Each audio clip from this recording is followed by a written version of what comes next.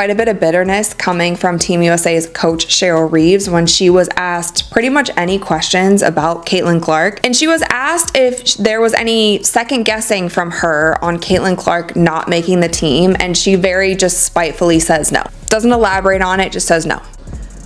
For me? Yeah. No.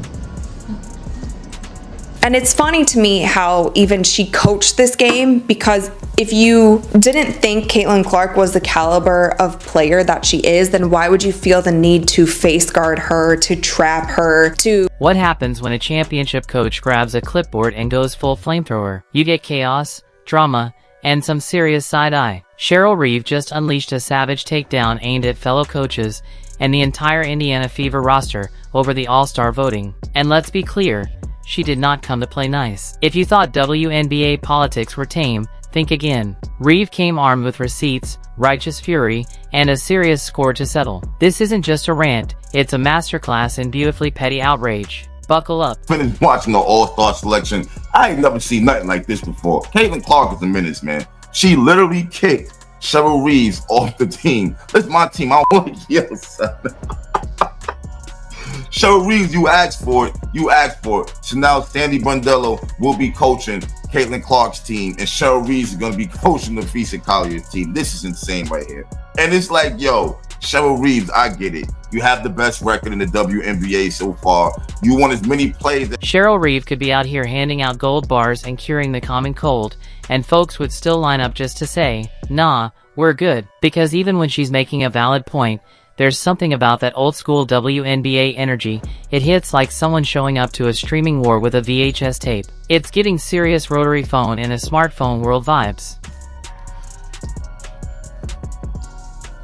Bruh, tell me y'all just saw Caitlin Clark destroy Cheryl Reeves on national TV. I know y'all saw free smoke, ayy, free smoke, ayy, free smoke, ayy, free smoke. Bruh, Caitlin Clark want all the smoke. Bruh, she just annihilated Cheryl Reeve on national television. Now she's stomping around over all-star votes like she just found out democracy isn't perfect. Welcome to Earth, Cheryl. Here's the thing, when a longtime member of the league's dusty power cabinet starts preaching, it's hard to take it seriously. Especially when the message feels less like genuine advocacy and more like a salty Yelp review from a coach who just watched her team get outplayed, outclassed, and completely outhyped by a franchise that, suddenly, actually matters. Reeves, man, she came out stating how not only herself, but her players were kind of upset about the coaches' votes for the reserves, for the all. Now, the crazy thing about it is, she's going to be coaching Caitlin Clark's team. So, I don't know how that's going to work with her coming out and saying what she said. I mean... Oh yes, we're talking about them, the Indiana Fever. The team with 3 All-Stars. The same squad that waltzed through the Commissioner's Cup like they were prepping for a Broadway debut at Madison Square Garden. And now, suddenly, Cheryl's emotional thermostat is stuck on rage tweet. The WNBA All-Star Draft was fun between Caitlin Clark and Nafisa Collier, the team captains, picking the players, picking the rosters. But the most interesting aspect was the coach swap, because Clark traded Cheryl Reeve, who was the coach of her team, or was to be the coach of her team, to Collier for Sandy Brondello, the coach of the New York Liberty.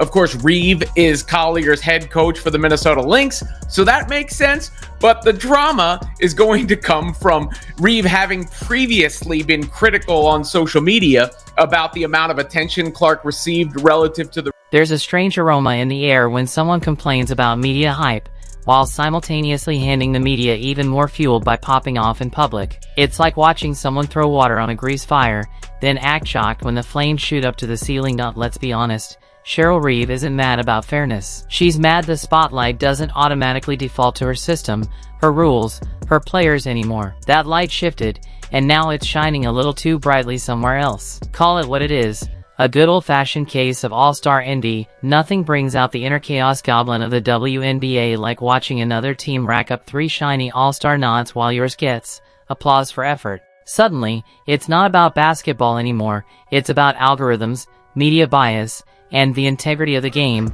whatever that happens to mean this week, because when her players don't make it, it's a systemic failure. But when her team wins, Oh, then the system works just fine. Convenient. And the real kicker?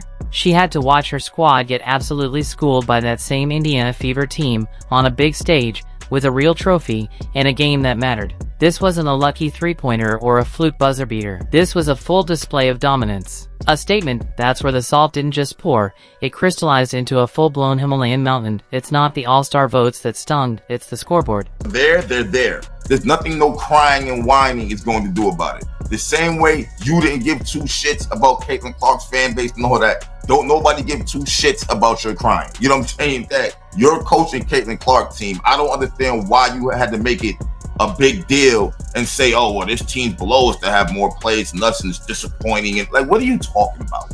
Like, you already kept her off the Olympics. Now you're going to complain about her having more teammates than your plays on the court. This team.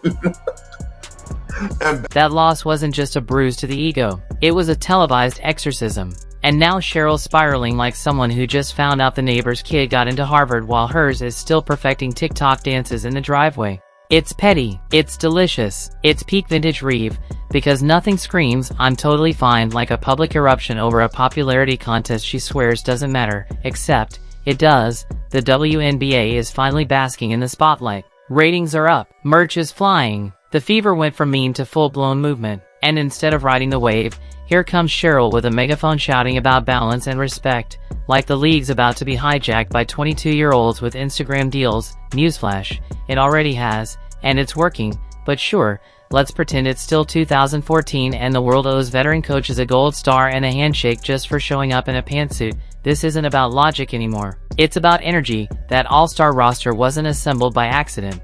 It was built on buzz, on fans, moments, and virality. You can't coach your way around hype. You can't draw up a play against momentum. That Cheryl's out here trying to play chess while the rest of the league is live streaming Uno to millions. And every time she tries to checkmate the new guard, they just hit reverse on the draw 4 and toss it right back in her face. They asked Caitlin Clark, hey Caitlin, are there any player trades you like to make? Nah, I'm kind of set with my team, but I would like to trade coaches.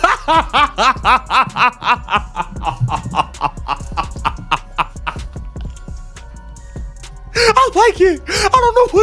I don't know what's gotten into Caitlin Clark. You are leaning into this bad guy role. I love it. I don't know what's gotten into you, Caitlin Clark, but you've been on some I don't give a F lately. I love being the coach of Team USA that Caitlin Clark was so famously snubbed from. Of course, Reeve wasn't a part of the official committee, but, some may believe she had some say in how all that went down. Regardless, the picking between the players was a lot of fun, and Caitlin Clark also wound up with all of the Fever members on her squad as well, meaning Aaliyah Boston, Clark, and Kelsey Mitchell will be a trio in Indianapolis.